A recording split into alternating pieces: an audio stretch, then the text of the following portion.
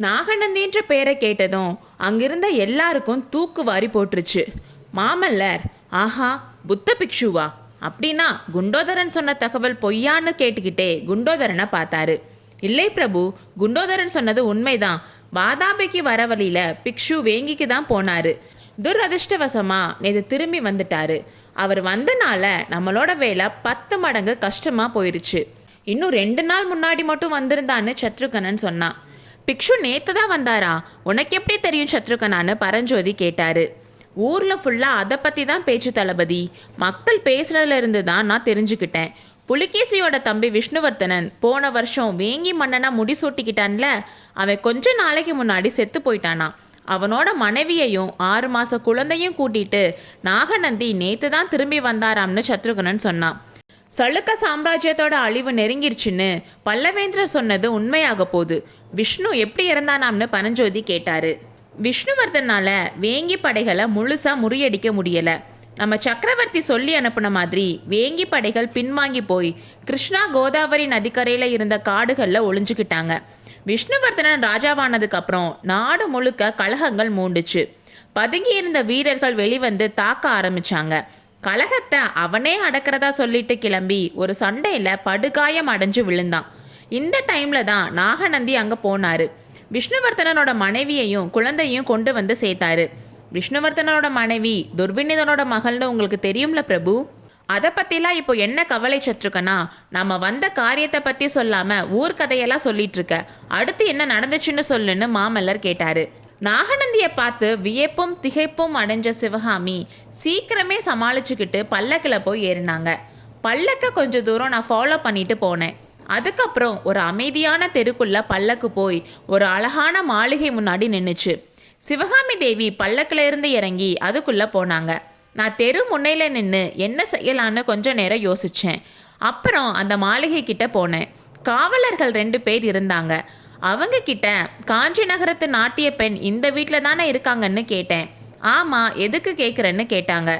நான் வளைச்செட்டி அழகான வளையல்கள் கொண்டு வந்திருக்கேன், அம்மை கிட்ட காட்டணும்னு சொன்னேன். ராத்திரியில் இந்த வீட்டுக்குள்ளே போக யாருக்கும் அனுமதி இல்லை, நாளைக்கு பகலில் வான்னு சொன்னாங்க.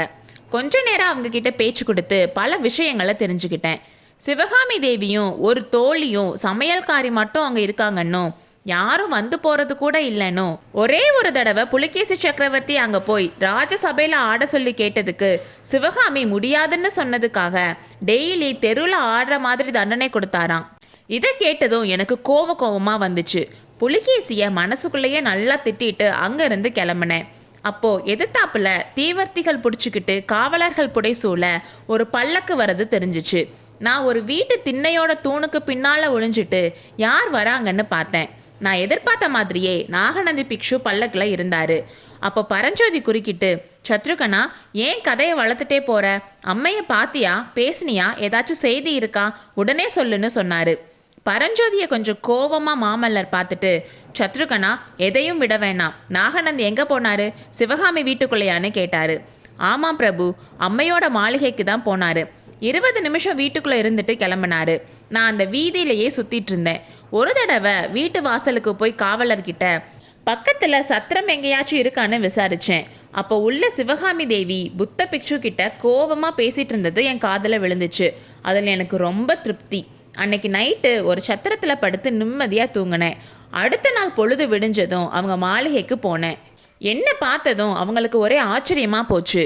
பக்கத்தில் இருந்த தோழியை ஏதோ வேலை சொல்லி உள்ளே அனுப்பிட்டு, சத்ருகனா, இது என்ன, காஞ்சிக்கு நீ போலையா, என்னை பின்தொடர்ந்தே வந்துட்டியான்னு கேட்டாங்க. இல்லை அம்மா, காஞ்சிக்கு போய் மாமல்லர்கிட்ட நீங்கள் சொன்ன செய்தியை சொன்னேன்.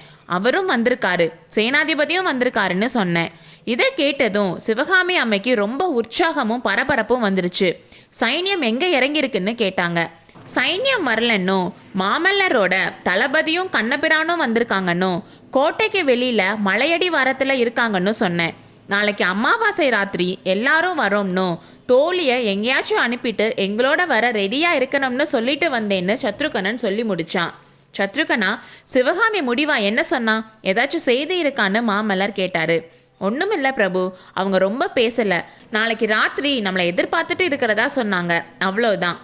இதை கேட்ட மாமல்லர் சிந்தனையில் ஆழ்ந்தார். அடுத்த அத்தியாயத்தில் சந்திப்போம்.